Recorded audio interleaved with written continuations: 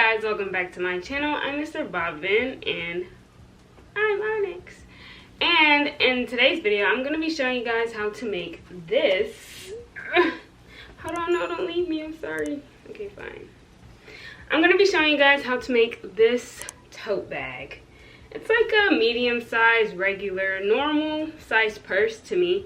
So that's what you guys will be making in this tutorial, and you can also find my written pattern at copydolls.com if you want to follow along with that. So without further ado, let's get right into the video. So first things first, you're going to need a 4mm hook. Please ignore my thumb. I kind of cracked that yesterday taking pictures, so forget you saw that.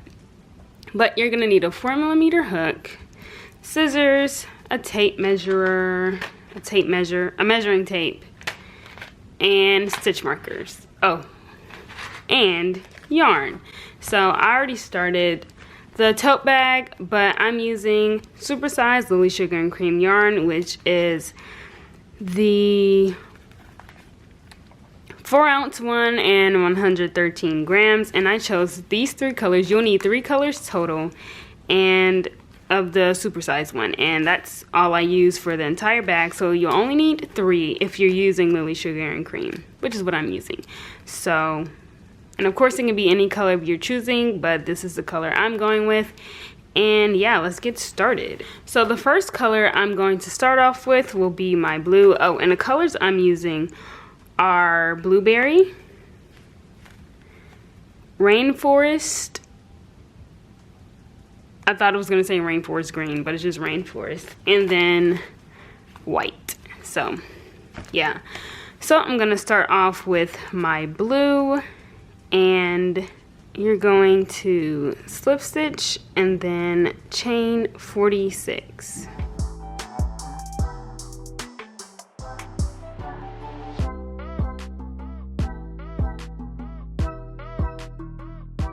Once you chain 46, it should look something like this, and then I just take out my measuring tape, and it should measure out to about 12 inches, which will then expand to 15. So if you're not using Lily Sugar and Cream, just chain until it measures out to 12 or 13 inches, because it's going to expand to 15 inches the more you have double crochet across. So yeah.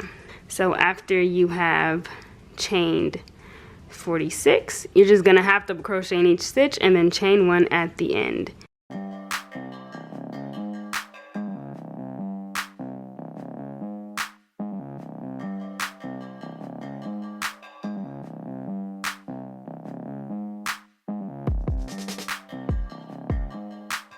Once you get to the end, you're going to chain 1, turn your work, and then half double crochet across, chain 1, and when you get to the end, you're going to continue that sequence for a total of 27 rows. And then during those 27 rows, you can switch colors out if you want to, do 2 blue, 2 whatever other color you pick, and 2 of whatever color. It can be whatever sequence you choose, but as long as you get a total of 27 rows once you're finished, and it looks something like this once you're finished. I went with 8 1 8 1 8 1. Then we'll move on to this decreasing part. Okay, once you have 27 rows total, it's time to start the decreasing part right here. But for that, we're gonna have to find the middle point, and to do that, you're just going to fold your panel in half. I'm gonna grab a stitch marker and then place it right in that middle point right here. And that's how you find the middle point, or you count from here until the 23rd stitch. So my stitch marker is in the 23rd stitch, and that is my middle point. So now we're going to count 8 stitches from this one stitch marker and then place another stitch marker in that 8th stitch. So 1 2 3 4 5 6 7 8. We're gonna put it in that 8th one. You're gonna do that on both sides.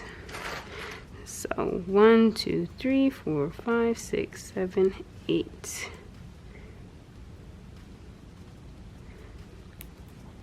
So now that we have all our stitch markers placed, it's time to start the decreasing. So I'm going to start on this side. So I'm actually gonna undo this last stitch because it's time to change colors. And I'm going with my blue one next, so let me get that. So I'm just gonna change colors real quick and turn over. So now I'm going to half double crochet across until I have one more stitch left, and we're not counting the one in a stitch marker, so I'm going to half double crochet across until I have one stitch left, the stitch right before that stitch marker.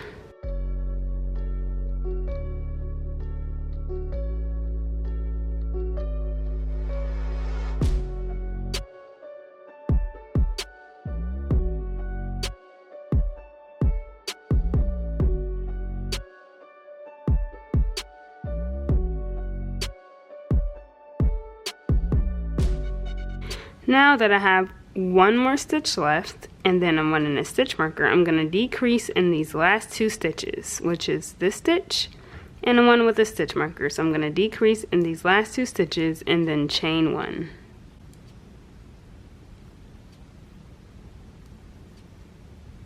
So decrease, chain one, turn, and then I'm just going to half double crochet across and then chain one at the end.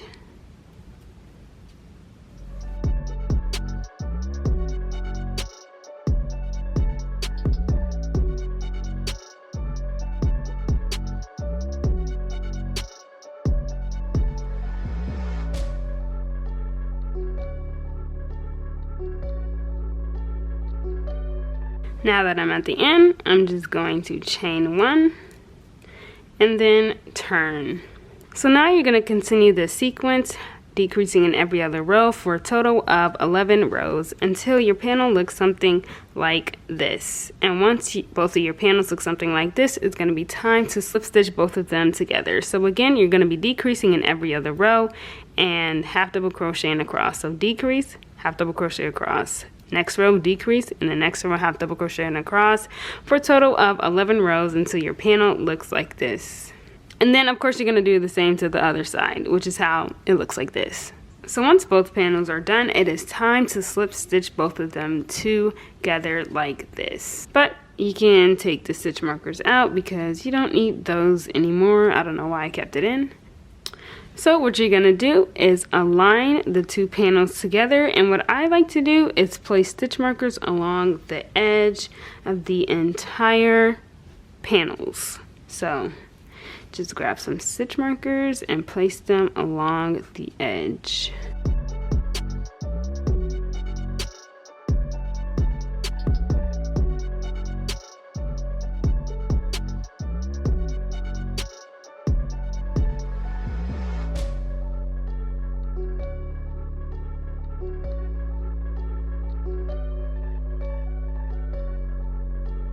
Now that everything is stitch marked together, you're just going to slip stitch along the entire edge. And you can choose any color. I'm just going to go with blue just because I feel like going with blue right now. Then I'm just going to slip stitch the two panels together.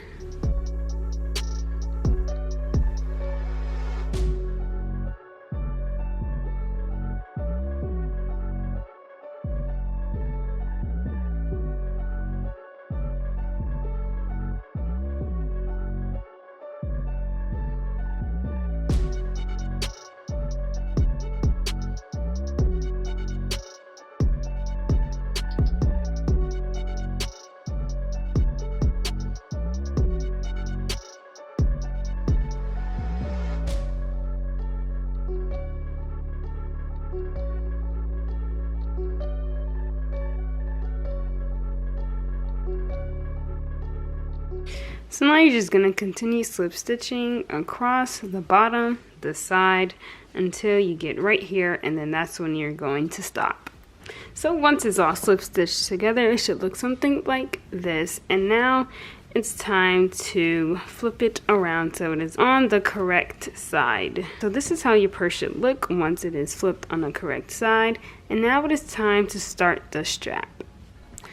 So I already went ahead and did this strap, but now I'm going to show you guys how to get that strap. So you're going to attach whatever color yarn you're currently using. I'm just going to attach that real quick. And then half double crochet across until I get to the end, and then chain 1.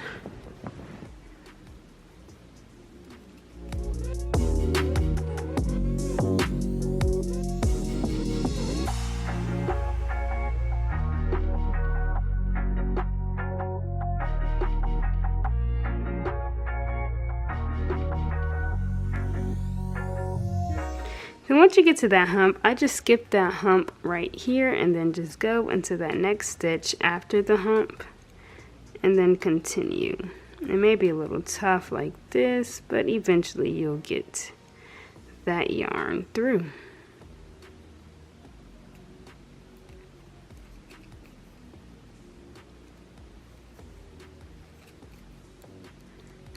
Then you're just going to continue half double crocheting across like normal. Then once you get to the end, you're going to chain 1, turn, and then continue half double crocheting across like we just did for a total of 14 rows. And of course you'll be chaining 1 at the end of every row. But from here on out, you're just going to half double crochet across and chain 1 at the end and continue for a total of 14 rows.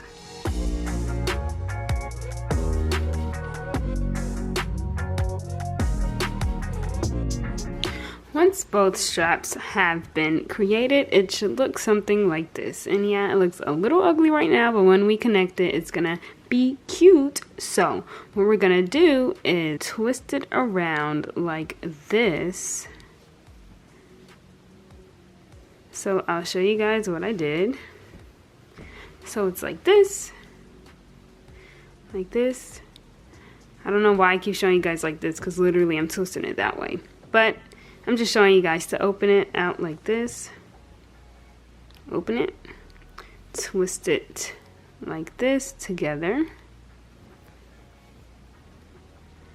And then you're just going to slip stitch across the edge, connecting the 2 panels together. And for that, I'm going to use white so that it's seamless and you don't see any color bleeding through. And you twist it around just so the seam will be on the inside of the purse and not the outside. So I'm just going to slip stitch this together really quickly, and then I will be done with my tote bag.